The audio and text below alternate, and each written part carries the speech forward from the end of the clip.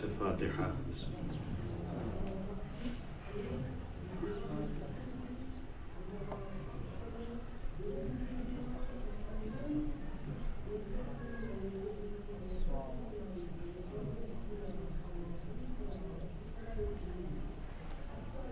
قبولیت عبادت کے لیے بآواز بلند صلوات.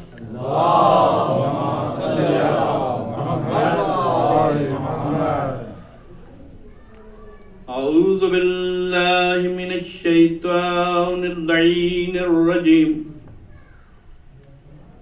بسم اللہ الرحمن الرحیم.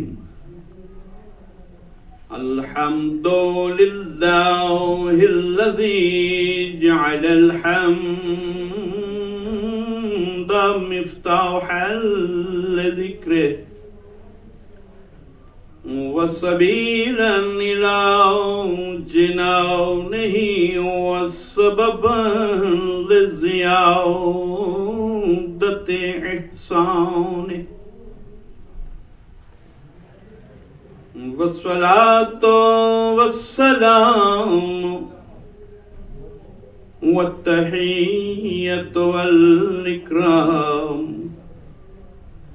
على سيد أسلم ما في الوجود سر الله في كل موجود نقطة دائرة الوجود صاحب اللواء الحمد والمقام المحمود مولانا ومولى الثقلين جد الحسن والحسين بالقاسم محمد.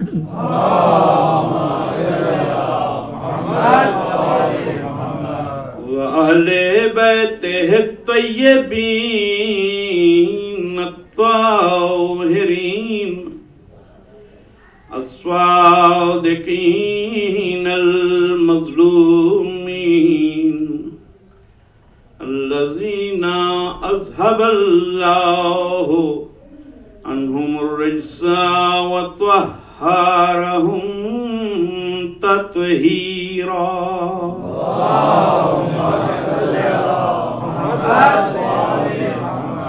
ولعنة الدائمة على أعدائهم أجمعين من يوم عداوتهم إلى يوم الدين. أما بعد فقد قال الله تبارك وتعالى في محكم كتابه المجيد. بسم الله الرحمن الرحيم. وما كان لنفس أن تؤمن إلا بإذن الله ويجعل الرجس على الذين لا يعقلون. درود بر محمد.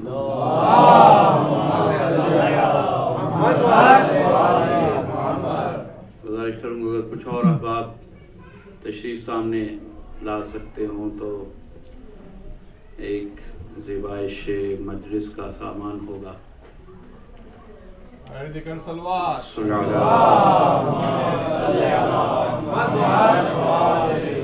سامعین محترم، سورہ یونس کی 100 نمبر یہ آیت ہے. ارشاد ہوا وما کان لنفس ان تؤمن. کسی شخص کے اختیار میں یہ نہیں ہے کہ وہ ایمان لائے الا باذن اللہ، سوائے اس کے کہ اللہ کا امر ہو، اجازت ہو. اور پھر فرمایا وَيَجْعَلُ الرِّجْسَ عَلَى الَّذِينَ لَا يَعْقِلُونَ. اور جو لوگ دین میں عقل سے کام نہیں لیتے، اللہ ان پر رجس ڈال دیتا ہے. میں نے اس کی وہ تشریح پیش کی تھی جو آیت کے پہلے حصہ کی امام رضا علیہ الصلوۃ والسلام کہ اذن سے مراد امر ہے، اور اس سے یہ مراد نہیں کہ کچھ لوگوں کو اللہ نے دانستاً ایمان لانے سے روکا ہوتا ہے اور کچھ کو عطا کرتا ہے. نہیں، فرمایا کہ اللہ کا یہ امر ہے جو اس نے ہر نفس کے لیے طے کر رکھا ہے. ہر نفس کو امر حکم دے رکھا ہے کہ وہ ایمان لائے. مگر جملے کا سٹرکچر اس لیے ہے جیسے کہ آپ اس جملے کے سٹرکچر پہ نگاہ کریں. وما کانا لنفس ایک حصہ، الا باذن اللہ وہی سٹرکچر ہے جو کلمہ کا ہے. لا الہ الا اللہ درمیان میں اللہ ہے، لا الہ اور اللہ، یعنی پہلا حصہ نفی، دوسرا حصہ اثبات. وما کان لنفس ان تؤمن، کوئی شخص ایمان نہیں لا سکتا جس شان سے فرمایا کہ کوئی معبود نہیں ہے الا، آگے اللہ، یہاں فرمائے الا باذن اللہ، سوائے اس کے کہ اللہ کا امر ہے، اللہ کا اذن ہے. تو مفہوم یہ ہے کہ کوئی شخص یہ مت سمجھے کہ کوئی اپنی صحیح اور اپنے کمال سے فائز ہے کہ وہ صاحب ایمان ہو جائے. یہ تمام اس کی طرف سے امر ہے، اور اگر وہ صاحب ایمان ہو رہا ہے تو تعمیل امر کا فخر اسے حاصل ہو رہا ہے. اور اگر کوئی اس امر سے سرتابی کر رہا ہے تو بارگاہ حق میں مجرم کی حیثیت رکھتا، کیونکہ اس نے تعمیل نہیں کی اس امر کی جو ہر نفس کے لیے ہے. اور ایسے نفوس کے لیے پھر سزا کیا ہے؟ وَيَجْعَلُ الرِّجْسَ الَّذِينَ لَا يَعْقِلُونَ، اور جو عقل سے اس کے امر کی پہچان نہیں کرتے، اس کے احکام کی، اس کی دعوت کی عقل سے پہچان نہیں کرتے، ان پر اللہ رجس ڈال دیتا ہے، گویا کہ توفیق سلب ہو جاتی، پھر توفیق نہیں ملتی. سرکار امام اول امیر المؤمنین علی ابن ابی طالب یہ ایک حدیث پیش کرتا ہوں جو کہ میں سمجھتا ہوں کہ بہترین تفسیر ہے اس جملے کی کہ وَيَجْعَلُ الرِّجْسَ عَلَى الَّذِينَ لَا يَعْقِلُونَ. اور یہ حدیث بھی کتاب عقل سے ہے، جس کتاب سے، جس چیپٹر سے اصول کافی کی، کہ جس چیپٹر سے میں نے پہلے حدیث پڑھی وہاں یہ دوسری حدیث جناب اصبغ ابن نباتہ امیر المومنین کے انتہائی قابل فخر راویوں اور اصحاب میں سے. عام شخصیت نہیں ہے اصبغ، ان کی زندگی کا معمول تھا کہ ہر وقت اپنے ہاتھ میں کاغذ و قلم رکھتے تھے امیر المومنین کی بارگاہ میں، اور جو کچھ سفر میں ہو مولا، محفل میں ہو، مسجد میں ہو، جہاں ہو، سرکار کی زبان سے جو جملہ نکلتا تھا اسی وقت لکھ دیتے تھے. یہ وہ محسنین ہیں جنہوں نے علم آل محمد ٹرانسفر کیا. جناب اصبغ وہ لکھ لیتے تھے،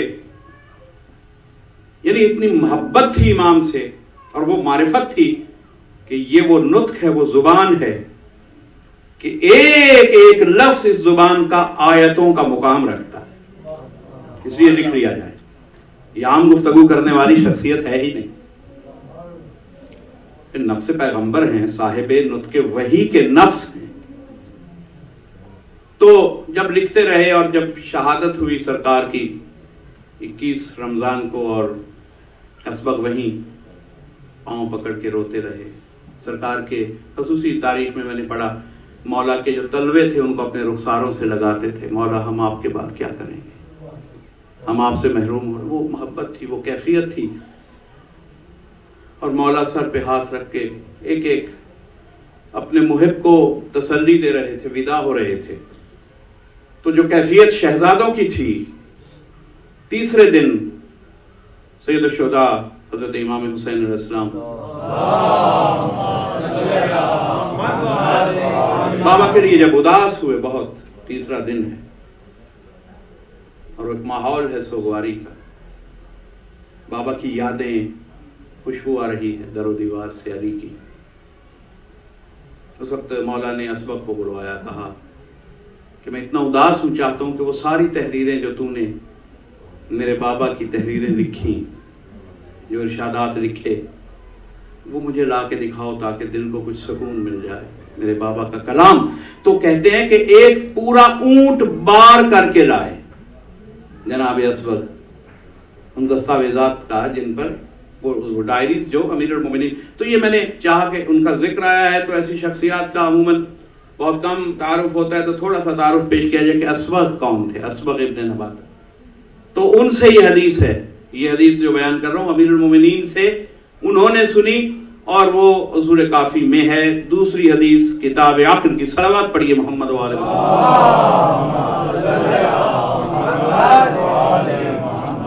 تو جناب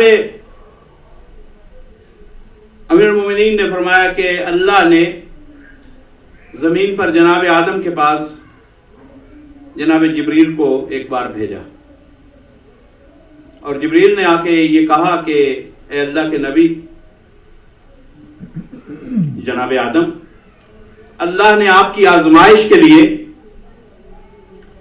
3 خصوصی تحفے آپ کے لیے بھجوائے ہیں، اور یہ حکم دیا ہے کہ آپ ان میں سے ان 3 تحائف میں سے آپ ایک تحفہ منتخب فرمائیں، 2 واپس. یہ آپ کی آزمائش کے لیے پروردگار نے بھیجا. انہوں نے پوچھا کہ کیا تحفے ہیں؟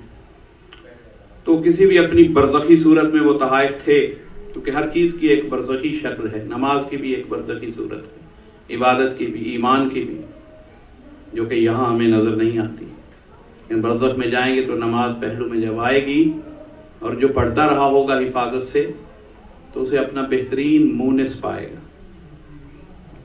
حدیث میں اسی طرح وہ برزخی 3 چیزیں کیا تھیں؟ انہوں نے کہا کہ 3 چیزیں ہیں یہ. ایک ہے دین، یعنی دین کی ایک شکل تھی. دوسری چیز اللہ نے بھیجی ہے عقل. تیسری چیز حیا. یعنی اللہ نے 3 تحفے بھیجے ہیں، دین، عقل اور حیا. اور حکم یہ ہے کہ آپ ان میں سے اپنی رضا سے ایک چیز منتخب کر لیں، وہ آپ کے پاس رہے گی اور باقی تحائف لوٹ جائیں گے. تو جناب آدم نے جناب جبریل سے فرمایا کہ پھر پروردگار سے عرض کیجئے کہ میں ان تینوں میں سے صرف عقل کو منتخب کرتا ہوں. جب عقل کو منتخب کیا جناب آدم نے اپنے لیے، تو جناب جبریل نے اس وقت باقی جو 2 تحائف تھے، اور وہ جس بھی کیفیت برزخی کیفیت میں تھے، انہوں نے کلام کیا، عقل کو حوالے کیا جناب آدم کی، اور 2 چیزوں سے، کون سی چیزیں؟ دین اور حیا سے کہا کہ آپ کو آدم نے نہیں لیا، لہذا آپ بارگاہ قدس میں واپس چلے میرے ساتھ. اس وقت ان دونوں نعمتوں نے، ان دونوں تحفوں نے دست بستہ عرض کی کہ ہماری فطرت میں خالق نے یہ رکھا ہے، ہم واپس نہیں جا سکتے، کیونکہ جہاں عقل رہے گی دین اور حیا کو وہیں رہنا.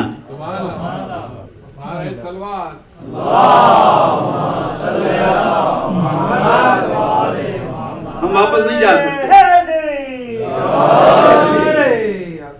تو کہا کہ پروردگار جانتا ہے، اس نے ہماری خلقت میں یتینت میں رکھ دیا ہے.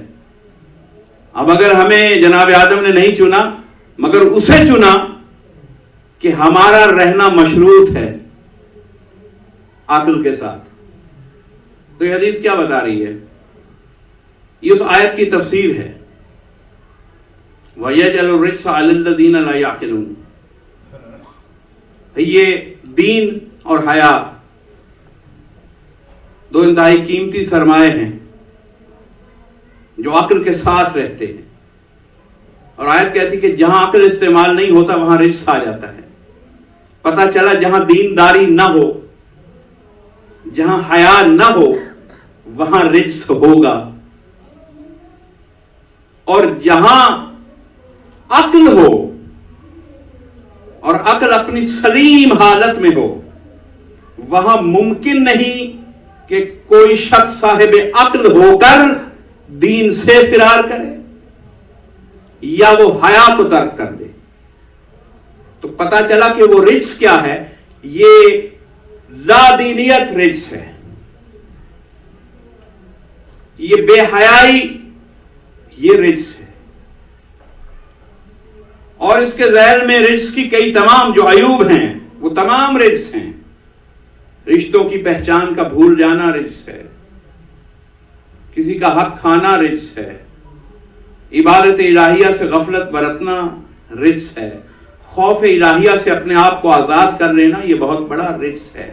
تو یہ سارے رجس لا دینیت کا حصہ ہیں، اور یہ پیدا کب ہوتے ہیں؟ جب بے حیائی بڑھ جائے. تو نظام ایسا، اور جناب آدم نے اسی لیے عقل کو رکھا کہ اگر عقل رہ جائے گی تو دین بھی سلامت ہے، حیا بھی سلامت ہے. تو جو لوگ ہم ان معاشروں میں سفیر ہیں اپنے دین کے، اس انداز سے سوچ کے رہیں. آپ مائگریٹ ہوئے، ہم سب لوگ جو ان ایسے مغربی معاشروں میں آ گئے، تو ہمیں بحیثیت سفیر رہنا ہے. اور اگر ہم یہ پہچان کے رہیں کہ ہم اپنے دین کے اور ائمہ کے سفیر ہیں تو خود بخود ہمارے شانے ذمہ داریوں سے سج جائیں گے. پھر ہم وہ بے حسی کی زندگی نہیں گزاریں گے. پھر ہمارے اندر کافرانہ اور شیطانی چیزوں کو دیکھ کر کوئی کشش پیدا نہیں ہوگی. کیوں کہ ہمیں یاد ہے ہم جس انٹائٹلمنٹ سے آئے ہوئے ہیں ہمیں اسے برقرار رکھنا ہے. اگر ہم اس کو بھول جاتے ہیں اور یہ سفارت دین ترک کرتے ہیں اور اپنے آپ کو حوالے کرتے ہیں اس تہذیب کے جسے تہذیب کہنا نہیں چاہیے، تو کیا اس میں بے حیائی ہے؟ خواہشیں ہیں، حسرتیں ہیں، شہوتیں ہیں، لالچ ہیں، اور ان سب کو جمع کر کے نام دے دیا گیا ترقی کا. اور یہ کیفیت میں آپ کو تھوڑا سا آیت کے اس حصے کے قریب لانا چاہتا ہوں کہ آپ کو یقین آ جائے کہ اللہ نے جو فرمایا سمجھ میں آ جائے وہ بات کہ جب عقل کا استعمال نہ کیا جائے تو رجس کس طرح سے اپنی گرفت میں لیتا ہے. اور عقل ہے کیا؟ جس کی تعریف ہو چکی ہے کہ جو خالق کی معرفت کرے اور جنت تک پہنچائے، صرف اسی کا نام عقل ہے. باقی عقل نہیں ہے، وہ چالاکی ہے، معصوم نے فرمایا. اچھا، اب اس میں یہ جتنی چیزیں کشش والی ہیں جو نفس کو کشش کے ساتھ اپنی طرف بلاتی ہیں، رنگینیاں بھی نظر آتی ہیں اس میں. تو یہ دیکھیے یہ نیشنل جیوگرافک کے جو پروگرامز آپ بھی دیکھتے ہیں، کئی بار میں یہ دیکھتا ہوں کہ سمندر کی جو لائف ہے اس میں یہ اس میں مختلف جیلی فش ہے، آکٹوپس ہے، بڑے رنگین ہوتے ہیں، سی اینیمون، ٹینٹیکلز، اور نادان چھوٹی چھوٹی مچھلیاں کلر کی طرف کھینچی چلی آتی. اور جب وہ رنگینی کے پاس پہنچتی ہیں تو وہ ٹینٹیکلز ان کا خاتمہ کر دیتے ہیں. یعنی وہ کلر کی کشش میں آئیں مگر وہ پہچان نہ سکیں کہ یہ موت ہے، یہ فنا ہے، یہ بربادی ہے. تو بالکل یہ جو رنگینیاں مادی معاشرے نے پھیلائی ہیں یہ ٹینٹیکلز ہیں. اور ہمیں ان سادہ لو مچھلیوں کی طرح نہیں رہنا چاہیے، انسان بن کے رہنا چاہیے. کیونکہ انسان کو اللہ نے اشرف المخلوق جو کہا، محاورے ہی میں صحیح، اس کی کبھی میں پھر بات کروں گا، کیونکہ میرے نزدیک یہ انسان، ہم اشرف المخلوقات تو وہ ہیں محمد و آل محمد.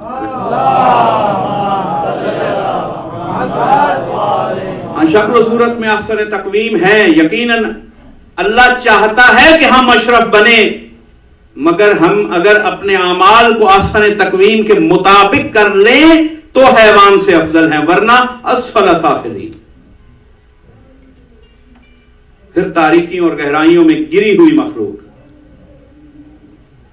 جس نے عقل کا استعمال نہیں کیا. حیوان مکلف نہیں ہے, اس کے پاس تو عقل نہیں ہے, لیکن آپ مکلف ہیں, آپ کو عقل دی اور حکومت دی تمام دوسری مخلوقات پر یہاں انسان کو کہ وہ عقل کا استعمال کرے.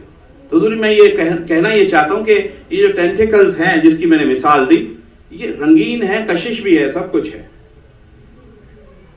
مگر اخلاقیات کا خاتمہ ہو جاتا ہے, شخصیت کا خاتمہ, آئیڈینٹی ختم ہو جاتی ہے. آپ اپنے مذہب سے بیگانہ اگر اس کے قریب جائیں, اور یہ دیکھیے یہ عقل سے بیگانگی جو ہے, جب یہ نوبت آ جائے کہ انسان بیگانہ عقل ہے تو پھر ہدایت اسے چھو نہیں سکتی, اس لیے کہ وہ گمراہ ہو چکا ہے, رجس آ چکا ہے. اچھا اب اس قوم کا آپ حال دیکھیں, یہ ہوں یا وہ سارے مسلمان بھی کہ جو ان خبائث میں ملوث ہیں, جو اللہ کے حرام کو حلال کیے ہوئے ہیں, ان سب کی بات, صرف ان بیچاروں کی بات نہیں, وہ تمام طبقے جو اللہ کے حلال و حرام کی تمیز نہیں رکھتے اور لذتوں میں شہوتوں میں مبتلا ہیں. یہ تھوڑا سا ایک میسج بھی ہے, اس آیت کے اندر میسج ہے, اور میں چاہتا ہوں کہ اگر کچھ نوجوان اذہان ہیں تو وہاں تک یہ بات پہنچے. اور وہ یہ کہ جب اللہ نے ان لوگوں کو بنایا, اس پر میں کسی مجلس میں اب آگے یہ نقطہ آپ کی خدمت میں ریزرو رکھیے, پیش کروں گا کہ اللہ نے دو ہدایتیں دی ہیں, ایک تکوینی ایک تشریعی, دو نام بتا رہا ہوں, اس پر گفتگو بعد میں ہوگی.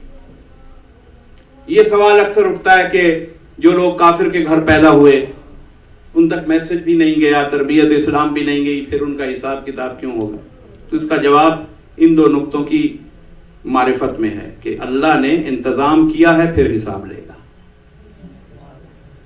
اور اس پر تشریح انشاءاللہ کسی اور مجلس میں کریے, پرسوں ہو جائے گی بات. مگر یہ یاد رکھیے کہ پروردگار نے ان لوگوں کو دونوں ہدایتیں دیں, ہر شخص کو. اس لیے تو کہہ رہا ہے کہ کسی شخص کو ایمان لانے کی اجازت نہیں یا اختیار نہیں الا باذن اللہ. اس میں سارے انسانوں کی گفتگو آ گئی. اگر یہ دونوں حق اللہ نے ادا نہ کیے ہوتے تو نہ کہتا. اللہ نے حق ادا کیے, تشریعی سے پہلے تکوینی ہدایت دی, اور اس تکوینی ہدایت کا ہر شخص کو حساب دینا ہے.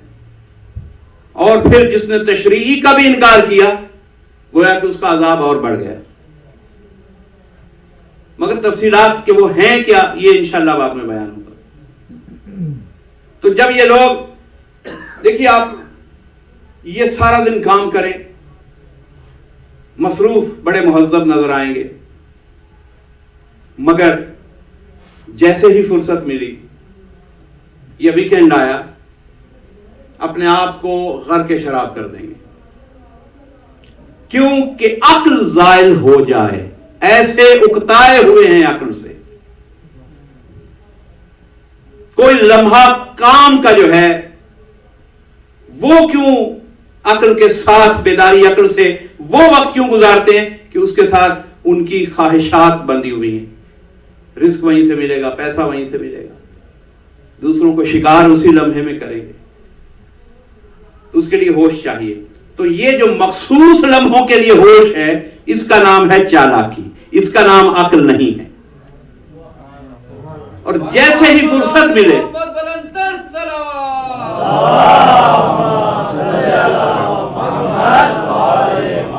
جیسے ہی فرصت ملے, شام ہو, ویکینڈ ہو, فوراً اپنی عقل کو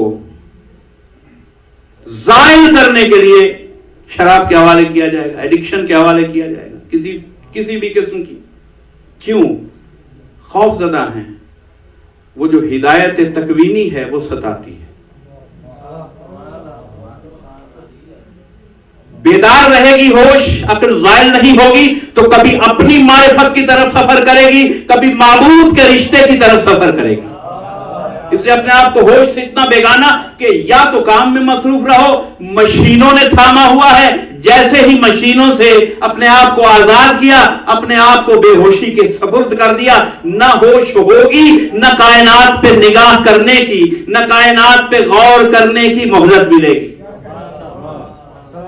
محمد آل محمد۔ کافی میرے اندر یہ بات کہنے کے لیے بن نہیں رہی تھی، مشکل لگ رہی تھی، لیکن مولا نے آسان کی، الحمدللہ کہ آپ تک پہنچ گئی کہ اس آیت سے کیا ریلیشن ہے اس بیہیویئر کا، کہ جو جان بوجھ کے اپنی عقل کو زائل کرے گا، اللہ پھر اس پر ایسا رزق ڈالے گا کہ توفیق ہی چھن جائے گی۔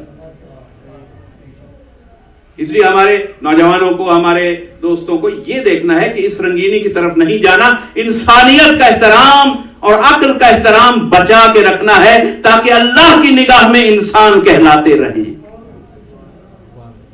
اور جب عقل بچھڑ جائے تو انسانیت نہیں۔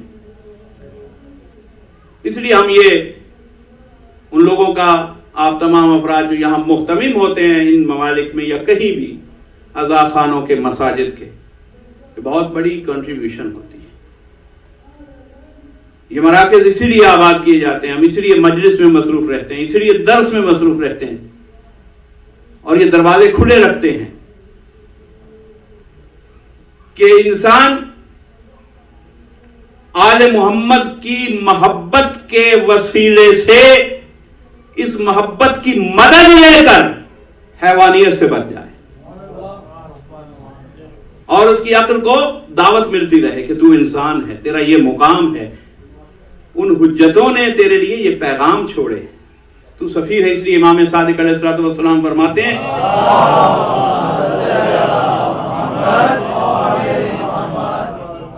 کہ اگر تم ہمارے شیعہ ہو تو ہمارے اخلاق سیکھو، امام فرماتے ہیں اگر تم ہمارے شیعہ ہو تو ہمارے اخلاق سیکھو اور پوری دنیا میں پھیل جاؤ تاکہ ہمارے اخلاق دوسری انسانیت تک پہنچے۔ تو یہ امام کا پیغام آپ کو یہ کہہ رہا ہے کہ اگر جا رہے ہو تو یاد رکھنا ہمارا سفیر بن کے جانا،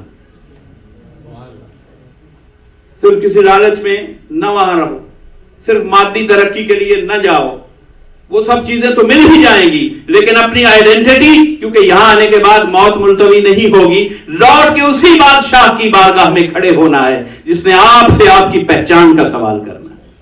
اسے معصوم چاہتے ہیں کہ ہم عقل کا دامن نہ چھوڑیں چاہے جس سرزمین پہ ہوں، بلکہ ایسے بن جائیں کہ ہمارے اخلاق دیکھ کر لوگ مذہب محمد وآل محمد کی طرف اٹریکشن محسوس کریں، لوگ پوچھیں کہ یہ کیسے، کن کی تربیت نے تم کو ایسا بنایا؟ صلوات میں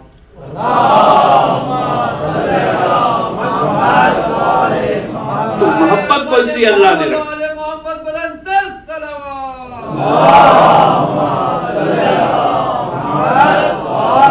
تو یہ محبت ہمیں طوفان ہلاکت سے بچانے کے لیے ہے۔ اس لیے فرمایا کہ مثل اہل البیت کمثل سفینۃ نوح، وہاں ہلاکت تھی نا، تو آل محمد کے سفینے میں اگر آپ بیٹھ گئے تو پھر ہلاکت سے بچ جائیں گے۔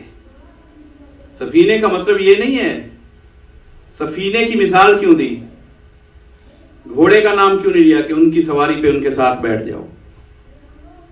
اور بھی مثالیں تھی، قربت کی، رفاقت کی، اور مثالیں، قافلے میں ان کے ساتھ چل پڑو۔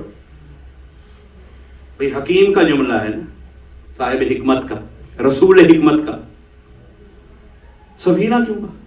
سفینہ یہ کہ دیکھیے، سفینہ وہ چیز ہے کہ جب آپ سفینے میں بیٹھ جاتے ہیں تو آپ کی ہر حرکت سفینے کے تابع ہو جاتی، پھر آپ اپنی مرضی سے موومنٹ نہیں کر سکتے۔ جہاں جس طرف سفینہ جائے گا وہی آپ کا رخ ہوگا، جہاں سفینہ رکے گا وہیں آپ رکیں گے، جہاں وہ چلے گا وہیں آپ چلیں گے۔ تو ہلاکت سے بچنا ہے تو سفینے کی مثال دی کہ سفینے میں بیٹھو اور ایسے بن جاؤ جیسے جیسے آل محمد کا سفینہ نقل و حرکت کرے، تمہارے نقل و حرکت میں وہی شان پیدا ہوتی چلی جائے۔ اسے سفینے کی مثال دی، محبت اہل البیت کو، ہلاکت سے بچانا ہے ہمیں۔ اور عقل جو ہے اس کے بغیر انسان ایکسپوزڈ ہے رجس کی طرف۔ یہ جتنی پستیاں ہیں وہ سب رجس ہیں، جتنی پستیاں ہیں یہ سب رجس ہیں، اور عقل کی بلندی نہ ہو تو پستی جکڑ لیتی۔ اس لیے اسلام نے ساری محنت عقل کے لیے کی اور چاہا کہ عقل انسان بلند ہو جائے۔ جب عقل بلند ہوتی ہے، جتنے درجے عقل بلند ہوتی ہے اتنے درجے ایمان بلند ہوتا ہے۔ یہ سلمان ہم نے سمجھا کہ ایک کسی درویش کو کہہ دیا، نہیں، کسی کے پاس 10 درجے نہیں، جتنی عقل سلمان نے پالی اس دروازے سے کوئی پا نہیں سکا۔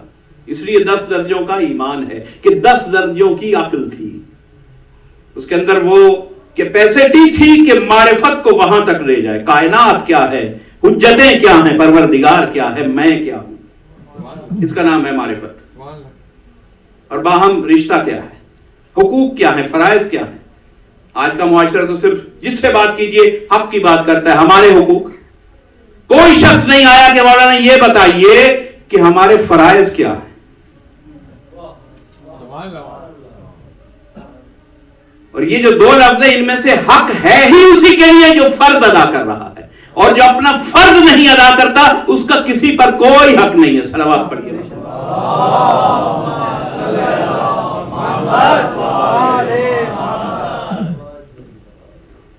اب محبت کو اللہ نے ایسا بنایا کہ اجرت قرار دے دیا،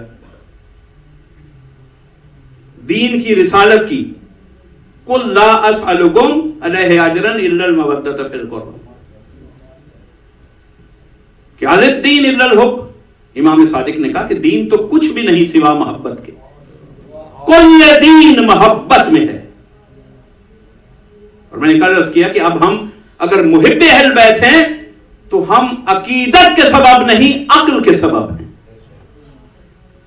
اور جو نہیں ہے وہ بد عقیدہ نہیں ہے، بد عقل ہے۔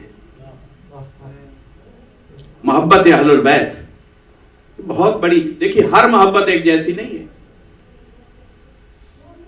یعنی اس میں بھی ایک نقطہ ہے۔ اللہ چاہتا ہے کہ کس سے محبت کرو، یہ نہیں ہے کہ ہم یہ کہیں کہ ہر محبت عقل کے قریب ہے، نہیں، عقل کا ایک معیار ہے، حرمت انسانی، ریسپیکٹ آف ہیومینٹی، اور انسان کی عزت صرف عقل کے سبب ہے، بہت بلند گریڈ ہے عقل کا۔ تو اس میں بس ایک سرسری نقطہ ذہن میں رکھ لیجئے کہ جب اپنے عقل کے معیار سے پست خواہش سے محبت کرے گا تو پست ہو جائے گا، وہ عقل نہیں ہے، وہ عقل سے گری ہوئی محبت ہے۔ اور جو اپنے معیار انسانیت سے کسی بلند ذات سے محبت کرے گا تو وہ عقل کو بھی بلند کر دے گی اور مقدر کو بھی بلند کر دے گی۔ دیکھیے شہادت اور خودکشی ایک مثال، دونوں جگہ ڈیٹرمائنڈ ہے، جان بوجھ کے مر رہا ہے۔ شہید کو بھی پتا ہے جاؤں گا کربلا میں شہید ہو جاؤں گا، لیکن فرق کیا ہے؟ ایک جیسا مرنا تو ایک جیسا ہے، لیکن وہ شہید ہے، مرا نہیں، اس کے مقامات ہی کچھ اور ہیں، اور یہ ہلاک ہے، معذب ہے، عذاب ہے اس کے لیے۔ کیوں کہ خودکشی کرنے والا کسی پست خواہش پر جان دے رہا ہے، اور شہید ہونے والا جان رہا ہے کہ مر جاؤں گا۔ یا علی، شہید ہونے والا جانتا ہے کہ جو مجھ پر حجت ہے اس پر جان دے رہا ہوں۔ اپنے سے بلند پہ قربان ہو جاؤ تو شہادت ہے، اپنے سے پست پہ جا کے مر جاؤ تو خودکشی ہے۔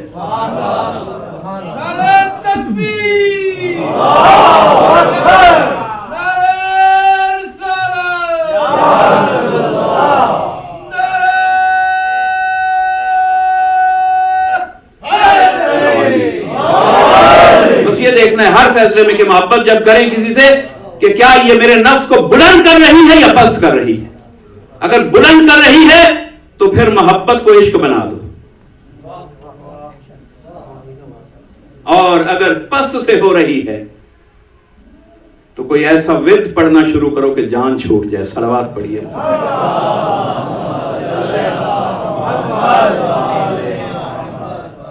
تاکہ آپ کے معیار پہ آنچ نہ آئے. جو اللہ نے آپ کو عزت دی, ہم اپنی عزت کریں نہ کریں, اللہ نے انسان کو ایک عزت کے ساتھ خلق کیا ہے. وہ انسان کو سزا تب دیتا ہے جب وہ اپنی عزت کے لیول سے گر جاتا. اس کو اتنی عزیز ہے انسانیت اور اس کی عزت, اس لیے سزائیں. جو کام ہم گرا ہوا کرتے ہیں اپنے معیار سے, انسانی معیار سے, عقل کے معیار سے, وہاں سزا ہے. اور اس کی میں نے ایک ہی مثال کافی آپ کے لیے, اور بہت سی مثالیں ہیں, لیکن یہ بڑی واضح مثال ہے کہ خودکشی اور شہادت نوئنگلی جا رہے ہیں دونوں, مگر نتائج مختلف. صلوات پڑھیے محمد.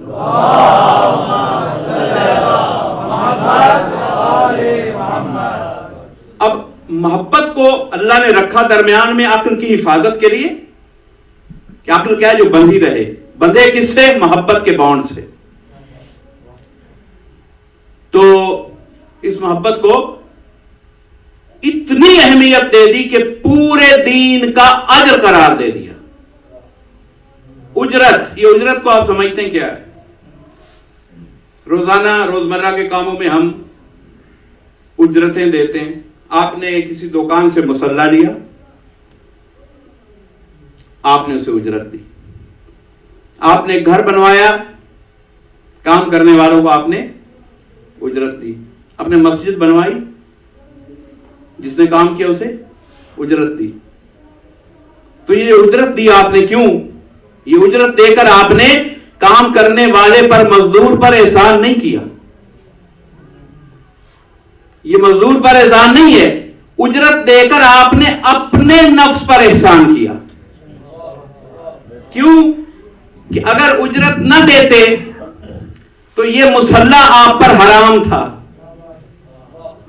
اجرت نہ دیتے تو وہ مسجد شکل میں تو مسجد تھی, آپ کا وہاں جا کے نماز پڑھنا آپ کے لیے جائز نہ تھا. وہ مکان آپ کے لیے مباح اور حلال نہ تھا.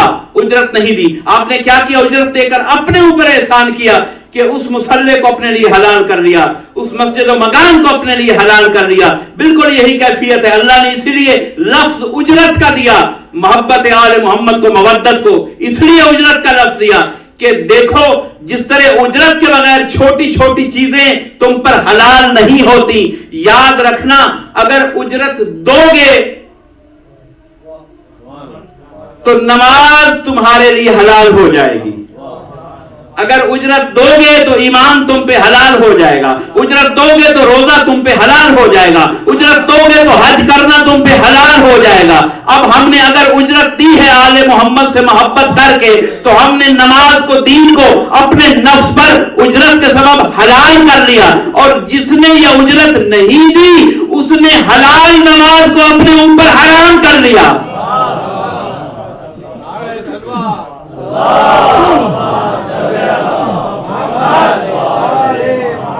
اس نے اللہ کے حلال کو اپنے لیے حرام کر لیا. کتنی بدبختی. حلال خدا تھا. سوال اجرت کا ہے. پوری رسالت میں جو کچھ ہوا اس کی اجرت یہ ہے.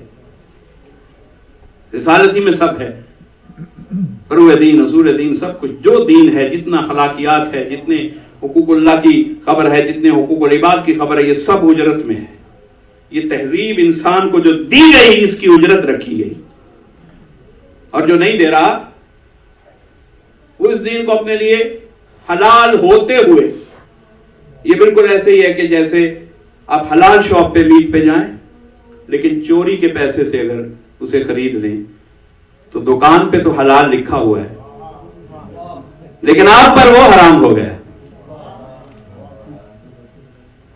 اب اس کے حلال لکھنے سے ہوگا کسی کے لیے حلال, لیکن جس نے غصب کے پیسے سے اسے خریدا, رزق حرام سے اسے خریدا, مال حرام سے, اس کے لیے وہ حلال حرام ہو گیا. تو کتنا وقت وہ ہوتا ہے کہ جو اچھے خاصے حلال کو حرام کر دے.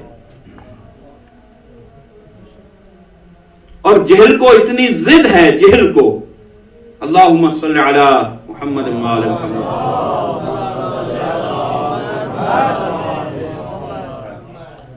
اللہم صلی علی محمد وعلی محمد۔ جہل کو ایسی ضد ہے عقل سے کہ صرف یہاں نہیں دین کو اپنے لیے جہالت کے سبب لوگ حلال دین کو اپنے لیے حرام کیے ہوئے ہیں، اجرت نہ دے کر، لا اسألکم علیہ اجرا الا المودۃ فی القربى۔ پریکٹیکل لائف میں اور بھی بہت سے کام کیے، بلکہ حیرانی ہوتی ہے، اور اگر یہ تصادم جہالت نے عقل کل کے ساتھ اتنا نہ کیا ہوتا تو شاید ہم یہ باتیں کہنے پہ مجبور نہ ہوتے، لیکن جب تصادم کیا تو ہم نہیں چاہتے کہ بے خبری رہے، بتایا جائے کہ کیا ہوا تھا۔ یہ عام باتیں نہیں ہیں، یہ سمپل ایونٹس نہیں ہیں، ان کے پیچھے گہرے فلسفے اور اس کے نیچے اس کی ان تمام واقعات کی تہ میں گہری حکمتیں ہیں، انہیں دیکھنا ہے کہ عقل سے جہل کا ہمیشہ تصادم ہے، اور اسی لیے جب کسی صاحب جہل کو اقتدار ملا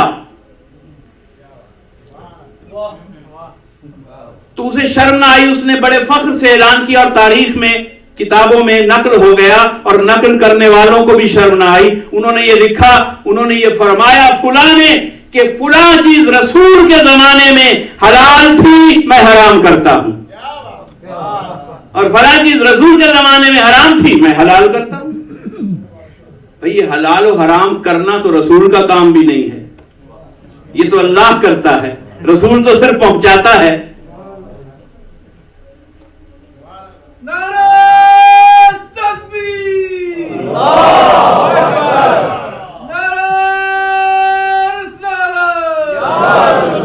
تو پتا چلا دنیا میں کچھ مرحبا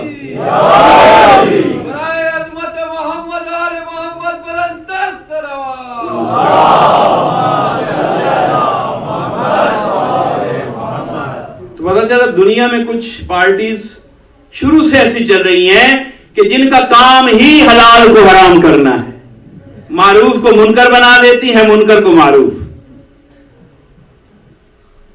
اچھا وہاں کیا کہا کہ پھر ایک وضع کی گئی، ایک حدیث کے نام پر حدیث لائی گئی، اور بڑے کر و فر سے مخصوص طبقے پیش کرتے ہیں کہ رسول نے نعوذ باللہ یہ کہا کہ اگر میرے بعد نبی ہوتا تو فلاں ہوتا۔ خاتم النبیین کو اپنے خاتم النبیین ہونے پہ نعوذ باللہ اتنا شک ہے کہ وہاں اگر مگر ڈال رہے ہیں۔ یہ معیار رسالت ہے ہی نہیں، یہ کلام رسول ہو ہی نہیں سکتا، اس لیے کہ رسول نے کبھی کسی کو کوئی فضیلت اگر کہہ کر نہیں دی۔ اگر کے بعد کیا فضیلت؟ یہ نہیں کہا کہ اگر کوئی علم کا دروازہ ہوتا تو علی ہوتا، یہ نہیں کہا کہ اگر کوئی میرا نفس ہوتا تو علی ہوتا، نہیں، میں علم کا شہر ہوں اور وہ میرا دروازہ ہے،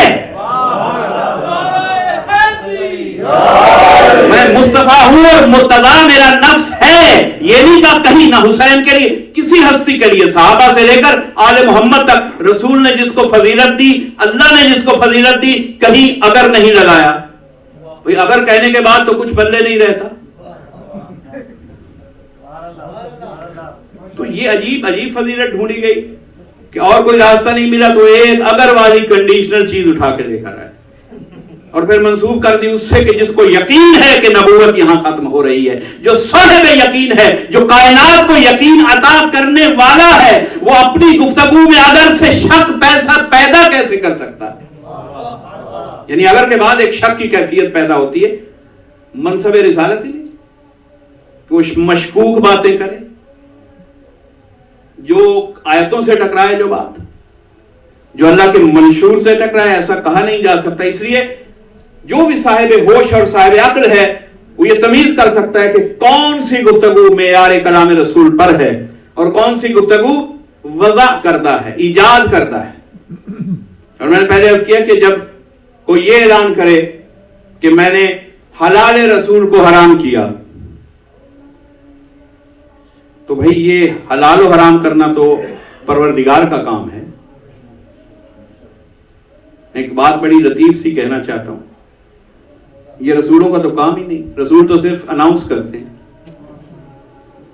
فیصلہ ادھر سے آتا ہے، رسول اپنی مرضی سے چیزیں حلال حرام نہیں کر گئے، مشیت ازدی سے حلال و حرام ہوتا ہے۔ تو پھر میں سمجھتا ہوں کہ جنہوں نے یہ جس فیکٹری میں یہ حدیث بنی، ابھی بھی انہوں نے یہ میٹیریل اتنا اچھا لگایا اس حدیث کو، مگر کچھ جھجک گئے، کیونکہ حلال و حرام کا امر دینے والا نبی نہیں ہوتا، خدا ہوتا ہے۔ تو انہیں تو اصل میں کھل کے کہنا چاہیے تھا کہ اگر رب رحیم کے بعد کوئی خدائے شریعت ہوتا تو یہ ہوتے۔ صلوات پڑھیے محمد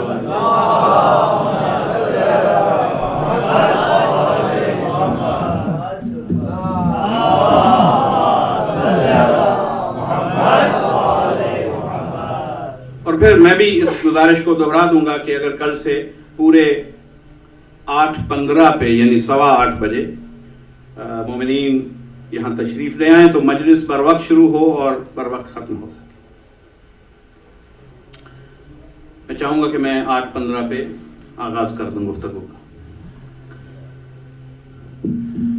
اور ابھی بھی میں ایک اور چیز محسوس کروں، کافی بکھرا ہوا، کیا ایسا ہو سکتا ہے کہ ممبر سے خوف کم کیا جائے اور لوگ قریب آ جائیں؟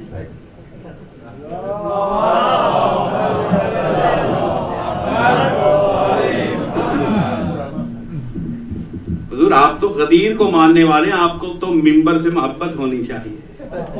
جنہوں نے غدیر کو سقیفہ میں بدلا وہ ڈرے تو دور بیٹھے، ممبر سے آپ کو نہیں ڈرنا چاہیے، کہ ممبر سے غدیر یاد آتا ہے۔ بس حضور اللہ نے جب یہ کہا تو کیا لفظ کیا ہیں؟ قُلْ لَا أَسْأَلُكُمْ عَلَيْهِ أَجْرًا إِلَّا الْمَوَدَّةَ فِي الْقُرْبَى۔ اتنا میرے پاس وقت نہیں کہ جملہ ہے معترضہ بھی سارے بیان کروں۔ بہت سی اس کی اس آیت پہ پردہ ڈالنے کی اتنی واضح آیت کہ ان سے محبت کرو، مودت ان سے کرو، اس پر بھی لوگوں نے، مفسرین نے، خود ساختہ مفسروں نے ایسے ایسے بیانات لکھے۔ کسی نے لکھا کہ اس سے رسول کے سارے رشتہ دار مراد ہیں، سارے رشتہ دار۔ اس کا مطلب ہے سارے رشتہ داروں میں تو ابو لہب بھی ہیں، تو کیا اللہ ان کی مودت کو دین کا اجر قرار دے گا؟ کوئی ایسے بھی ہیں کہ جو ایمان نہیں لائے، اس رسول کے تو رشتہ داروں میں ایسے لوگ تھے۔ اچھا، ان سے آگے جو مزید انہوں نے اس سے گہرا پردہ ڈالنا چاہا، انہوں نے لکھا کہ اس سے مراد ہمارے سب کے اپنے رشتہ دار ہیں۔ حالانکہ قرآن میں آیت ہے کہ تمہارا ایمان اس وقت تک لائے کہ قبول نہیں جب تک تم اپنے عزیز و اقارب سے، اپنے بچوں سے، اپنے اہل خانہ سے سب سے بڑھ کے اس رسول کو اپنے لیے محترم اور عزیز نہ بنا لو۔ تو قرآن تو الٹا یہ کہہ رہا ہے کہ اپنے رشتہ داروں کی محبت دین کے راستے میں نہ آنے دینا۔ تو جن کی رشتہ داری درمیان میں اگر آپ کو روک لے کسی کار دین سے، ان کی محبت تو وہ تہمت ہے دین کے لیے، تو وہ اجر کیسے بن سکتی ہے پھر ان کی محبت؟ یہ کئی ایسے معترضہ چیزیں ہیں، اینالائز کرنے کی ضرورت رہتی ہے عقل کی بنا پر۔ اب رسول نے کیا، اللہ نے کہا کیا؟ جیسے اللہ نے نماز مانگی، اللہ نے کہلوائی رسول سے، اسی طرح یہ اجر بھی، یہ اجرت بھی مانگی اللہ نے، کہلوائی رسول سے۔ اب مجھے حیرت ہوتی ہے مسلمانوں سے کہ اسی قرآن کی ایک آیت میں اقیم الصلاۃ ہے اسے واجب سمجھتے ہیں، اور اسی قرآن کے ایک ورق پہ یہ آیت ہے اسے غیر واجب سمجھتے ہیں۔ بھئی جتنے قرآن کے امر ہیں سب واجب ہیں آپ پر، جس طرح فروعات واجب ہیں، یہ محبت اہل بیت اسی طرح واجب ہے۔ واجب سے بڑھ کے ہے کہ واجبات بے اجر ہو جائیں گے، حرام ہو جائیں گے اگر قیمت نہ دی۔ کوئی قیمت ہے، یہ ان عبادتوں کی قیمت ہے، یہ دین کی قیمت ہے۔ قربا سے کرو تو قربا پہ شک ڈالا۔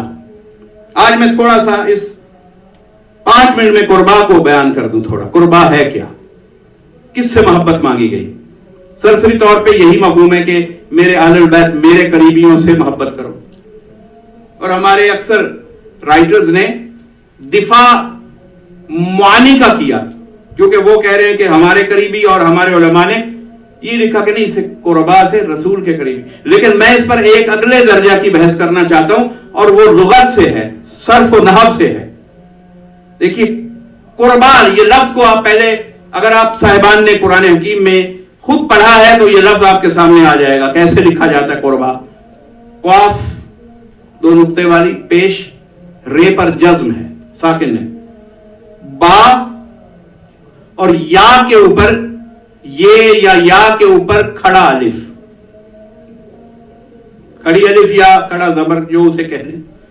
قربا اس طرح لکھا جاتا ہے. اس سے ملتا جلتا اسی مفہوم کا ایک اور لفظ ہے قربا، اور وہ کیا ہے؟ وہ بھی قاف رے بے الف اور آخر میں حمزہ. یہ بر وزن ہے حکما، فقرا، عمرا، جیسے امیر کی جمع عمرا، وزیر کی جمع وزراء. تو یہ لفظ اس طرح سے بر وزن عمرا ہے، اس طرح لکھا جائے گا، آخر میں حمزہ، قربا. اور یہ لفظ کیا ہے؟ قربا.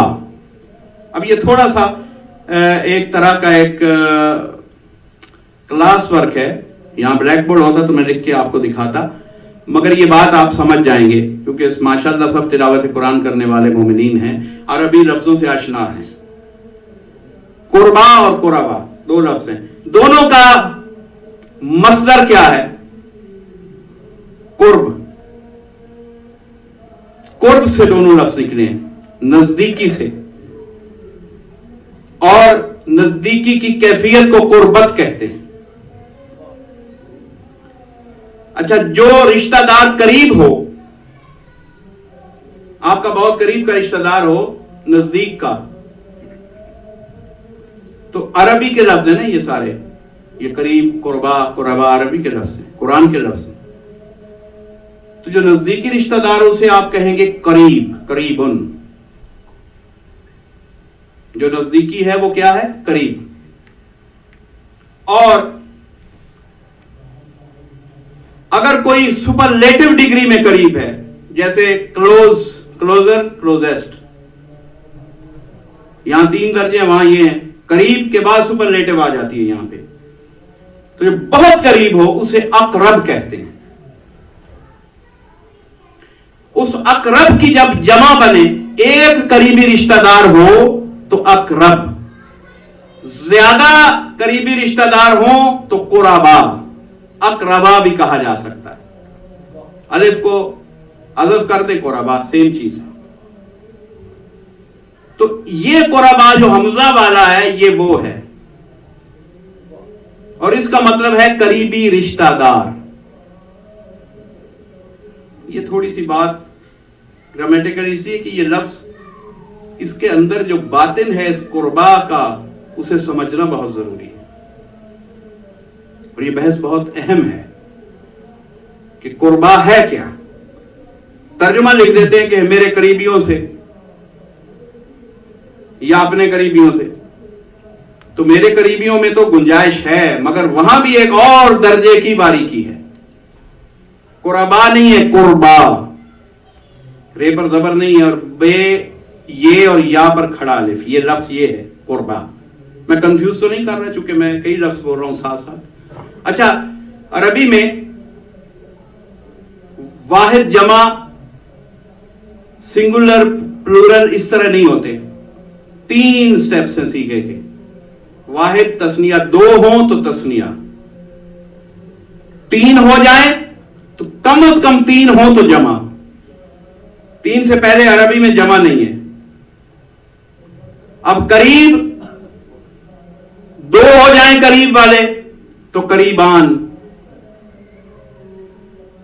اور جمع ہو جائے تو قربا، اقربا.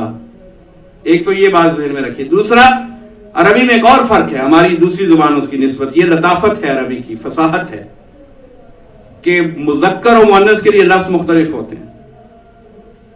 اب یہ لفظ ذہن میں رکھیے، قریب، اقربا، قریب، یہ 2 مختلف لفظ میں نے، یہ دونوں قرب سے ہیں. مگر اب اس جو قربا اس آیت میں ہے کیا اس کا تعلق اقربا والے قربا سے ہے یا یہ کچھ اور ہے؟ ہم نے یہ دیکھنا ہے. اور وہ یوں کہ میں آپ کو مثال دوں جو مذکر مؤنث، مثلا صغیر ایک لفظ ہے، بچہ چھوٹا ہو تو صغیر، اور اگر بچی چھوٹی ہو تو صغیرہ، اور بے حد چھوٹی ہو تو یہاں 3 درجے ہیں تو پھر صغرا. صغیر اگر میل ہے، اور میل حد درجے کا، دیکھیے اس کو میں ذرا مزید، چونکہ یہ وقت بھی میں سمجھتا ہوں کہ آپ کے لیے شاید بوجھل نہ ہو رہا ہو، لیکن اب یہ شروع ہے تو اسے سنیے. صغیر چھوٹا بچہ، مذکر میل، اور اگر اس سے چھوٹا ہو، بہت چھوٹا، تو اسے اصغر کہیں گے. عام لفظ ہے، بیسک لفظ ہے صغیر، بے حد چھوٹا ہو تو اصغر. اب اس کے مؤنث میں آ جائیے. میں نے پہلے 2 مذکر بیان کیے، اب انہی کا مؤنث کیا ہے؟ لڑکی چھوٹی ہو تو صغیرہ، اور اگر لڑکی بے حد چھوٹی ہو جیسے وہ اصغر ہے تو اسے صغرا کہا جاتا ہے. صغرا کیسے لکھا جائے گا؟ اسی کھڑی الف سے، چھوٹا یہ پر کھڑی الف، یہ صغرا کا سٹرکچر ہے، قانون ہے کیسے لکھیں گے. آخر میں چھوٹا یہ اور اس پر کھڑا الف، صغرا. اب اسی طرح دوسرا لفظ ہے کبیر. بڑے کو کبیر کہیں گے، بڑے انسان کو، بڑے مرد کو. اور اگر بہت بڑا ہو رتبے میں یا کسی حوالے سے بڑائی لگتی ہے تو اکبر، افعل التفضیل یعنی سپرلیٹو، اس سے آگے بڑائی کوئی نہیں. اکبر چھوٹا، تھوڑا چھوٹا کبیر، بہت بڑا، تھوڑا بڑا کبیر، بہت بڑا اکبر.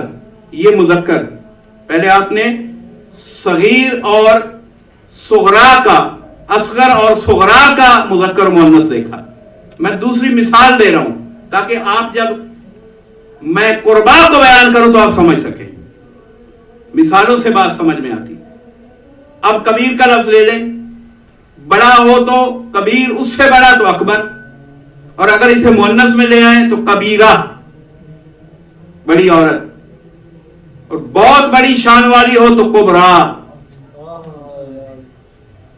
تو کبرا کس طرح لکھیں گے؟ اسی طرح کھڑی الف کے ساتھ. اب یہ جو کبرا ہے یہ واحد کے لیے ہم سب لفظ بول رہے ہیں، یعنی قریب، اور قریب جو ہے وہ قریبہ ہوگی. اب ہم 2 مثالیں ہو گئی، اصغر کی اور اکبر کی ہو گئی، صغرا کی اور کبرا کی ہو گئی. اب ہم اپنے لفظ پر آتے ہیں، قریب پر، 2 مثالوں کی روشنی میں. اب قریب سے کیا بنا؟ قریب کی مؤنث ہے قریبہ، اور قریب کا سپرلیٹو کیا بتایا تھا؟ اقرب. تو اقرب واحد ہے، 2 ہوں تو اقربان، زیادہ ہوں تو اقربون. یہ واحد ہے، یہ ذہن میں رہے. اقرب واحد مرد کے لیے ہے.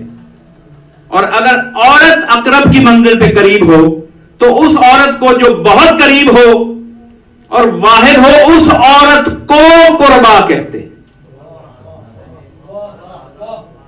یہ مخصوص ہی مؤنث کے لیے ہے.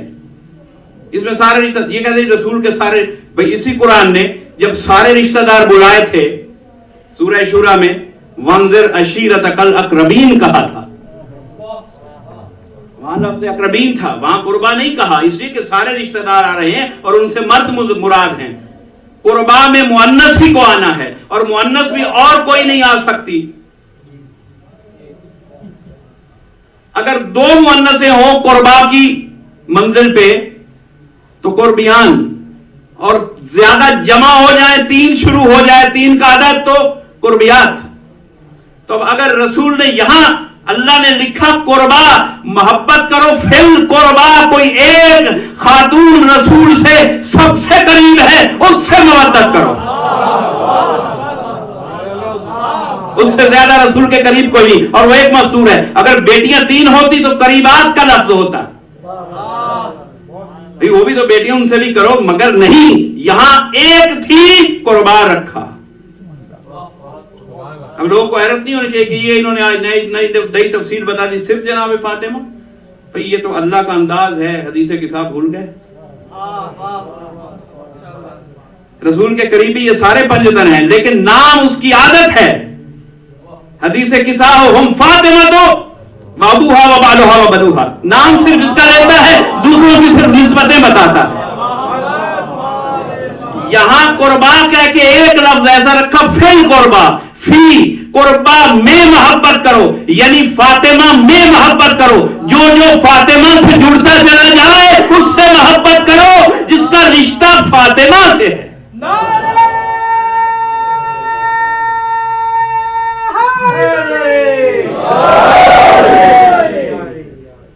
جس کا رشتہ فاطمہ سے ہے. تو بس میں یہی کہنا چاہتا ہوں. اور اگر ابھی بھی کسی کو شک ہو تو یہ لفظ اور کئی بار بھی قرآن میں آیا. میں ایک آیت پڑھتا ہوں سورہ بنی اسرائیل میں, جب مال فے ملا, فدق ملا بی بی کو. کیسے ملا؟ مسلمانوں کی کوئی اس میں کاوش نہیں تھی. یہودیوں نے آ کے توفتن دیا تھا. وہ بہت بڑا علاقہ تھا, اسٹیٹ تھی, ایک باغ نہیں تھا, 80 مربع کے برابر کی اسٹیٹ تھی. تو جب وہ رسول اللہ کے پاس وہ لے کر آئے تو اسی وقت جبریل آئے. اور آیت کیا تھی؟ وَآتِ ذِی الْقُرْبَى حَقَّهُ. اس میں وہی قربا ہے کہ جو قربا ہے اس کو اس کا حق دے دو. تو امام موسیٰ کاظم علیہ السلام نے مہدی عباسی کے دربار میں اس آیت پر گفتگو کی تھی. تو میں امام کی گفتگو بتاتا ہوں. امام فرماتے ہیں, اس نے پوچھا کہ کس حوالے سے آپ کا فدق پہ حق ہے؟ تو امام نے فرمایا کہ اس آیت کے حوالے سے. کہا کیسے؟ کہا تمہیں نہیں پتا؟ ساری امت نے دیکھا تھا, جبریل آیت لائے تھے تو رسول جانتے تھے کہ قربا کون ہے, لیکن حجت تمام کرنے کے لیے کہ کسی کو شک نہ رہے, جبرائیل ہی سے کہا کہ جاؤ پروردگار سے پوچھو, باقی لفظ میری سمجھ میں آ رہے ہیں, قربا سے وہ کیا چاہتا ہے. جبرائیل گئے, پھر آگے بتایا کہ پروردگار فرما رہا ہے وہی فاطمہ.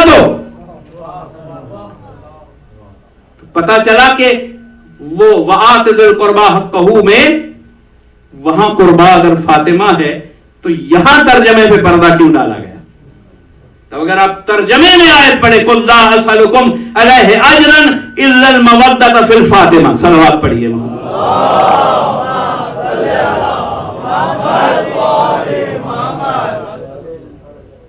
چند اشعار بی بی کی بارگاہ میں, اور چونکہ کچھ لوگوں کو اشتیاق ہے کہ شفاعتوں کی نگاہ زہرا,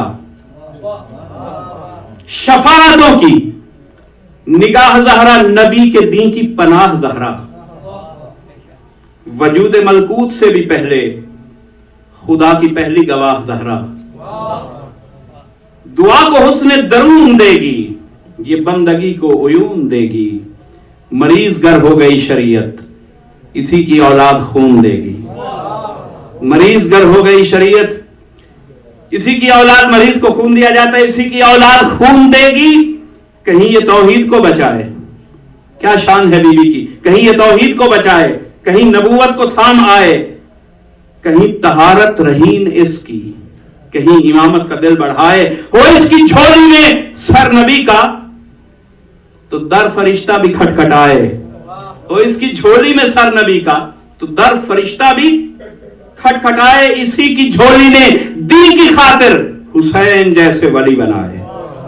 اسی کی جھولی نے دین کی خاطر حسین جیسے ولی بنائے. اور یہ 3 اشعار کے درود پڑھتا ہے کبریا بھی جو ذکر آتا ہے فاطمہ کا. درود پڑھتا ہے کبریا بھی جو ذکر آتا ہے فاطمہ کا. قسم کے لائق ہے وہ ستارہ جو گھر دکھاتا ہے فاطمہ کا. والنجم, قسم کے لائق ہے وہ ستارہ جو گھر دکھاتا ہے فاطمہ کا. خلوص چاہے جو مصطفیٰ سے وہ دکھ بٹاتا ہے فاطمہ کا. اور میں یہ فیصلہ کن بات پوری انسانیت سے جو شیعہ مذہب پہ اعتراض ہے اس کا جواب دے رہا ہوں. میں اس کی بیعت کروں تو کیسے جو گھر جلاتا ہے فاطمہ کا. میں اس کی بیعت کروں تو کیسے جو گھر جلاتا ہے فاطمہ کا. اور حضور یہ کربلا میں ہم جو آج رو رہے ہیں ان صف ماتم پہ بیٹھ کے, ان ماتم کی صفوں پہ جو شیعہ رو رہے ہیں, کیوں کہ فاطمہ کا گھر ایک بار نہیں کئی بار جلایا گیا. اور یہ اس گھر کا قصور کیا تھا کہ عقل کو دعوت دیتا تھا, اطاعت حق کا راستہ دکھاتا تھا. اسی لیے دشمنی رہی. جتنا جہل تھا, جتنی جہالتیں تھیں, انہیں اس بیت نور سے, اس بیت عقل سے دشمنی تھی. بس عزاداران حسین, اصحاب حسین میں ایک شخصیت ہیں جناب حر. حر کے مفہوم میں کیا ہے؟ آزاد, مرد آزاد. اور تاریخ سب جانتے ہیں یہ حر کیا تھا, حر نے کیا کیا تھا. حسین کو کربلا میں گھیر کے لانے والا ہی حر تھا.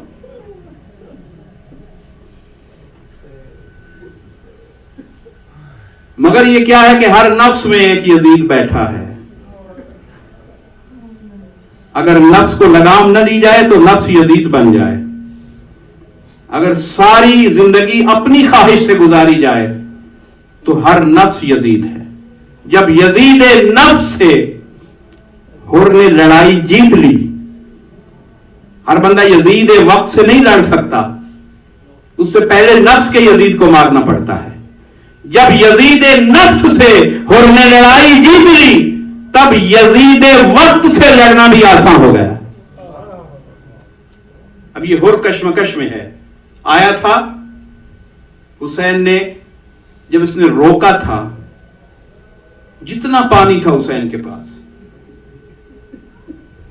میرے مولا نے کہا کہ یہ تمام لشکر پیاسا, ان کو پانی پلاؤ. مصروف کر دیا. اصحاب پانی پلا رہے, حتیٰ کہ شہزادے پانی پلا رہے ہیں. علی اکبر نے کئیوں کو پانی پلایا. علی اصغر جھولے میں ہیں, قاسم پانی پلا رہے ہیں. علی اصغر کی یاد اس لیے آئی کہ میرا مولا حسین, اگر تو اس دن اپنا سارا پانی جو تیرے پاس سٹاک تھا تو اس لشکر اشقیاء کو نہ پلاتا تو شاید کسی مشکیزے میں اتنا پانی ضرور بچ جاتا کہ عاشور کی شب اور عاشور کے دن تیرے 6 مہینے کے اثر کے لیے 2 قطرے نکل آتے. اس کریمی سے حسین نے پانی پلایا. جانتا تھا کہ کل کیا ہونے والا ہے, مگر پانی پلایا. جناب عباس پانی پلا رہے ہیں, ایک ایک سپاہی کو پانی پلایا. عجیب واقعات ہیں اس میں کہ ایک شخص کا پیاس کے مارے برا حال تھا, اسے کچھ نظر نہیں آ رہا تھا, ساغر اس کے ہاتھوں سے گر رہا تھا. مولا حسین نے خود دیکھا بڑھ کے, یعنی وہ ساغر کیا, وہ مشکیزے کے دہانے سے منہ لگاتا تھا اور مشکیزے کا دہانہ کہیں رہ جاتا تھا. پیاس کے مارے اس کی یہ جاں بلب حالت تھی اور اس کے لب کہیں رہ جاتے تھے. جب حسین نے اس کو اس مشکل میں دیکھا, کتنا کریم ہے تمہارا امام, بڑھ کے حسین نے اپنے چلو میں پانی ڈالا اور اسے کہا کہ پی. جس حسین نے اس طرح چلووں میں اس لشکر کو پانی پلایا تھا, کربلا میں پیاسا ہو گیا. اب حر کے اندر کشمکش رہی, شب عاشور حیرانی رہی. صبح جب ہوئی, اذان علی اکبر سے کچھ ایسی انقلاب کی کرنیں پھوٹی کہ حر کے دل کو جیسے کسی نے تھام لیا. عمر سعد سے آگے کہتا ہے کہ کیا یہ جنگ ملتوی نہیں ہو سکتی؟ اس نے کہا یہ کیسی بات کر رہے ہیں, کیا اس لیے لائے تھے؟ تم ہی تو گھیر کے لائے تھے, بلکہ یزید کے تازہ احکام یہ ہیں کہ حسین کی طرف پہلا حملہ تو کرے گا. کہنے لگے تم نے تو کہا تھا کہ صرف گھیر کے لاؤ, تم نے قتل کی بات نہیں کی تھی. کہنے لگا تمہاری نادانی ہے. عمر ابن سعد نے کہا گھیرنے کا مقصد یہی تھا, یزید نہیں چاہتا کہ علی کے بیٹے کو چھوڑ دے. اس وقت جب حر نے یہ کیفیت دیکھی, پریشان ہو کے اٹھا اپنے خیمے کی طرف. صبح کا وقت ہے, ابھی جنگ شروع نہیں ہوئی, قریب ہے کہ طبل جنگ کا آغاز ہو. خیمے کے قریب آیا, بیٹا علی ابن حر خیمے سے نکل رہا تھا. اب بیٹے کے اندر انقلاب آ چکا ہے, وہ بھی مشاہدہ کر رہا ہے کیا ہو رہا ہے. بیٹا جیسے نکلا, باپ کو دیکھا, اپنا منہ دوسری طرف علی ابن حر نے پھیرا, رخ پھیر کے گزرنا چاہا. اور کہتے کہ آج آداب بھول گئے ہو. باپ کو آ کے سلام نہیں کیا. کہا بابا پریشانی ہے کچھ, بس ایک سوال پوچھنا چاہتا ہوں. کہا پوچھ. آل محمد کے خیمے جو نظر آ رہے تھے اس طرف اشارہ کر کے اپنے باپ سے پوچھتا ہے بابا یہ بتا یہ کن لوگوں کے خیمے ہیں. بے ساختہ حر کے اندر انقلاب شروع ہو چکا تھا. تڑپ کے کہتا ہے ان کے خیمے جنہوں نے پانی پلایا تھا. کہتا بابا تو پھر ہمیں حیا کیوں نہیں آتی, ذرا کان لگا, ان خیموں سے کیا آواز آ رہی ہے. چھوٹے چھوٹے بچے بلک رہے ہیں. کوئی کہتا ہے چچا جان پانی چاہیے, کوئی ماموں کی صدا دے کے پانی مانگتا ہے. انہوں نے ہمارے حیوانوں کو بھی پانی پلایا تھا اور ہمارے سامنے ان کے 6 مہینے کے بچے بلک رہے ہیں, ہم پانی نہیں دے رہے. اور کہتا ہے بیٹا میرا ضمیر بھی کوئی فیصلہ کر چکا ہے, الحمدللہ کہ تو تیار ہے, آج دونوں حسین کی خدمت میں چلتے ہیں. باپ بیٹا گئے, عمر ابن سعد کے قدموں میں تلوار پھینکی. کہا یہ تیرے دستے کی دی ہوئی تلوار ہے, رکھ اپنے پاس, میں رسول کے بیٹے کی طرف جا رہا ہوں. مان راہوار پہ سوار ہوئے ہو اور ساتھ بیٹا ہے. عزاداران حسین کیفیت عجیب تھی. خیمہ کے باہر سید الشہداء بیٹھے ہیں, جوانان بنی ہاشم ہیں, اصحاب ہیں. کچھ فاصلے پہ حر نے بھاگتے ہوئے گھوڑے کو روکا, اور میں نے ایک جگہ پڑھا ہے کہ اس انداز میں اترے کہ اترے نہیں گویا گر گئے. اور بیٹے سے کہا بیٹا یہ میرا رومال ہے, اسے میرے ہاتھوں پہ باندھ دے, میں نے انہی ہاتھوں سے حسین کے گھوڑے کی لگام پکڑی تھی. حضور ایک موازنہ کرتے جائیے, جب اس نے لگام پکڑی تھی نا, میرے مولا کی زبان سے ایک جملہ نکلا تھا, حر تیری ماں تیرے لاشے پہ روئے. اور حر نے پلٹ کے کچھ کہا تھا کہ مولا تو نہیں کہا تھا, اے حسین ابن علی آپ نے عجیب جملہ کہا مجھ سے, مگر میں تو اتنی بھی جرأت نہیں رکھتا کہ میں آپ کی ماں کا نام اسی انداز میں لوں, کیونکہ میں ان پہ درود پڑھتا ہوں. اب ایک بات آپ کو سمجھ میں آئی, یہ حر کو ہدایت ملی کیوں؟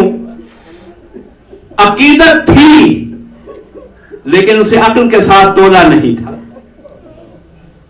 وہ جو سیدہ کا احترام تھا نا, اور اس کی جو ایک کرن چنگاری کی صورت میں اٹھی تھی, پروردگار نے اسے ایک لمحے کو ایسا پھیلایا کہ حر کو علیہ اللعنہ سے علیہ السلام بنا دیا. یہ احترام فاطمہ کی جزا تھی کہ اتنے بڑے لشکر میں صرف حر کو ہدایت ملی, کسی کو احترام نہیں تھا. حر کو احترام تھا, عقیدت تھی, لیکن جب تک عقیدت تھی لشکر غیر میں رہا. جب عقیدت عقل میں بدلی تو علیہ السلام ہو گیا. بس آیا, ہاتھوں کو بندھوایا, رومال دیا بیٹے کو, میں مجرم ہوں حسین کا, میں نے یہ گستاخی کی تھی, یہ عقل کی آواز ہے. میں نے گستاخی کی تھی، حسین کے گھوڑے کے اس فرس کی راہوار کی لگام کو میں نے پکڑ لیا تھا، میرے ہاتھ باندھ، اس نے باندھے، کہا بیٹا جیسے کہتا جاؤں کرتا جا، کہا اپنا رومال اٹھا، اپنا رومال نکال، اس نے جیب سے نکالا، کہا میری آنکھیں باندھ، کہا کیوں؟ کہا جرت نہیں ہے کہ رسول کے بیٹے سے آنکھیں ملاؤں، اتنا شرمسار ہوں، یہ آج کربلا میں اگر حسین گھر گیا تو ملہوم کی وجہ سے، نہ میں گھیر کے لاتا، نہ آج فاطمہ کے گھر پہ یہ فوج اشکیا حملہ آور ہو رہی ہوتی۔ عزادار حسین کے سامنے آیا، قیدی بن کے کھڑا ہو گیا، سر جھکا ہوا ہے، ادھر ہر سامنے آیا، تیرے امام نے ابن کریم نے کرسی کو چھوڑا، جیسے رحمت پروردگار کسی کو آغوش میں لیتی ہے۔ حسین رحمت کا نمائندہ ہے، حسین آیا، ایک سر ایک ہاتھ حسین نے ہر کے ماتھے میں رکھا، دوسرا ہاتھ ہر کی داڑھی کے نیچے رکھا، تھوڑی کو بلند کیا، ہاتھوں سے حسین نے رومال کھولا، کہا حسین نے کہا کہ ہر اس حالت میں کیوں آئے ہو؟ طلب کے کہتے ہیں مولا گناہگار ہوں، معافی کے لیے آیا ہوں۔ حسین کہتے ہیں نہ گھبرا ہو، میں کریم ابن کریم کا بیٹا ہوں، میں نے تجھے معاف کیا، بھیا ہو بھائی کہہ دیا۔ جیسے ہی لب امامت سے یہ لفظ نکلا، علی اکبر سامنے آئے، چچا سلام، اور محمد جا کے بتا رہے ہیں خیمہ میں، اما جان وہ جس نے مامو جان کی لگام پکڑی تھی آج مہمان بن کے آیا۔ حسین گئے، بتایا، بہن خبر پہنچ چکی ہوگی، دیکھا زینب رو رہی ہے۔ حسین کہتے ہیں زینب خوش ہونے کا مقام ہے، آج وہ دشمن بن کے نہیں آیا، دوست بن کے آیا۔ زینب رو کے کہتی اسی بات پہ تو رو رہی ہوں، جب دشمن بن کے آیا تھا تو ہم نے اتنی میزبانی کی تھی، آج میرا مہمان بن کے آیا ہے تو پیش کرنے کے لیے ایک جام آب نہیں رکھتی، ہائے میری مجبوری۔ بس عزادارو، جنگ کے لیے جب شہزادے کو تیار کیا جا رہا تھا علی اکبر کو، اس سامنے آیا، مولا اس سے پہلے میرا بیٹا جائے گا، اور نے کہا نہیں تو مہمان ہے، مہمان نوازی میں ہم اور کچھ نہیں کر سکے، میں نہیں چاہتا کہ تو اپنے بیٹے کا لاشا دیکھے۔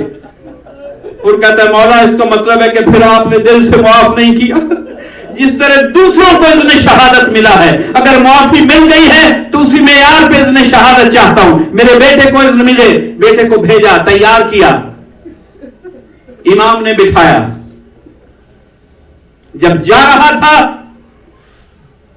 اور دیکھ رہے ہیں، امام دیکھ رہے ہیں، بنی ہاشم دیکھ رہے ہیں، پہنچا میدان میں علی ابن حر، بس زیادہ دو جملے کہہ کے مجلس ختم کر رہا ہوں۔ جیسے یہ میدان میں پہنچا، اس نے جذبہ ایمان سے وہ جنگ کی کہ کئی لشکری یزید کے اس نے قتل کیے، مگر نرغہ اعلی میں جب گرا زخمی ہوا، گھوڑے سے جب گرا زخمی ہو کے علی ابن حر آواز دے کے کہتے بابا حر میرا آخری سلام امام تک پہنچا دیجیے، اور ہو سکے تو بابا مدد کو آئیے، حر کو پکارا مدد کے لیے۔ اب ایک بات پوچھتا ہوں عزادارو، کڑیل جوان بیٹا ہو، تمام زندگی کی مرادوں کا حاصل بیٹا ہو، حر کا یہ جوان بیٹا تھا، اور وہ موت کے لمحے پکارے تو باپ کتنی تیزی سے جائے گا؟ حر جیسا جری، جتنی طاقت تھی، ایک عجیب جملہ کہنے جا رہا ہوں، جتنی طاقت تھی حر میں اتنی تیزی سے حر پہنچا ہے علی ابن حر کے سرہانے، لیکن وہاں جا کے دیکھتا رہ گیا، آنکھیں پھٹ گئی، دیکھا کہ مجھ سے پہلے میرا امام بیٹھا ہے اور علی ابن حر کا سر اپنے زانوں پر رکھا ہوا، کہ مولا گناہگار کے لیے اتنی تکلیف۔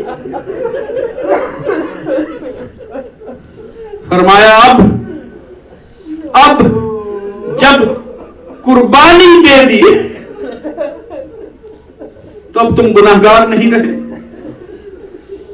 دیکھا علی ابن حر ایڑیاں رگڑ رہا ہے, آخری سانسیں ہچکی آ رہی ہے, حر کھڑا دیکھ رہا ہے. حسین کہتے ہیں بار الہ, حر کی طرف سے میں تجھے حر کی یہ قربانی پیش کرتا ہوں. پروردگار اسے قبول فرما. بیٹے نے آخری ہچکی دی. امام کے چہرے کو حر دیکھ رہا ہے. امام کا چہرہ جب متغیر ہوا سمجھ گیا کہ بیٹا نہیں بچا.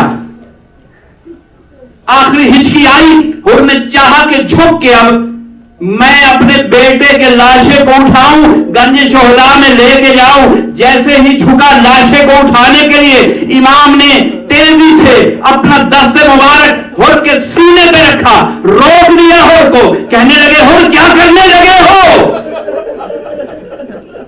کہا مولا میرا بیٹا ہے, میں لاشا اٹھانا چاہتا ہوں. سرکار فرماتے ہیں حر تو تازہ خانوادہ آل محمد پہ, خانوادہ آل محمد کی شریعت سے شاید اتنا واقف نہیں, تازہ آیا ہے, تو شریعت کا مسئلہ نہیں جانتا.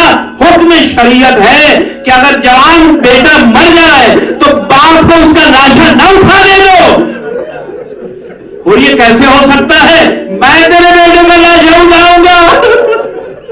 میرے ہوتے ہوئے تو خلاف شریعت یہ عمل نہیں کر سکتا.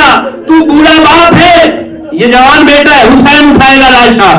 بس ہزاروں حسین نے وہ لاشا اٹھایا, حر نے تسلیم کیا. بس ہزاروں آپ سب کی طرف سے اپنی طرف سے کربلا کا ذرا رخ کر لیجئے, مولا حسین کو یاد کر لیجئے. مولا حسین کی طرف ہاتھ باندھ کے کہتے ہیں مولا آپ نے جو شریعت کا مسئلہ حر کو بتایا تھا کہ بیٹے کا لاشا بوڑھا باپ نہ اٹھائے, میرے مولا میں قربان جاؤ. جب علی اکبر کے لاشا پہ آئے ہوں گے یہ جملہ کتنا یاد آیا ہوگا. جب علی اکبر کا لاشا آپ کے ہاتھوں میں تھا یہ جملہ کتنا یاد آیا ہوگا. لعنت اللہ علی القوم الظالمین.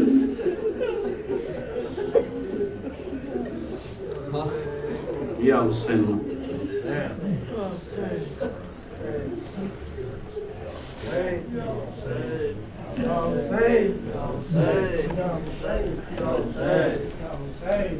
Hey!